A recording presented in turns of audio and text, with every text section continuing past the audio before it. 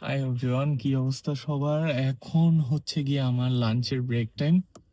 So আমি যাচ্ছি হচ্ছে গিয়ে A&W তে। কানাডাতে $2-এরও বার্গার পাওয়া যায়।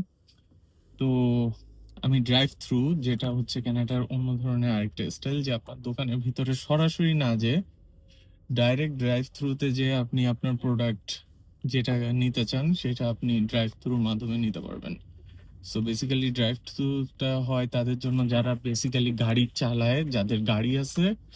সো গাড়ি থেকে তারা না নেমে ডাইরেক্ট ড্রাইভ থ্রুর আন্ডারে যে তারা বার্গারটা বা যেই ধরনের প্রোডাক্ট খাইতে চায় সেই ধরনের প্রোডাক্টটা নিয়ে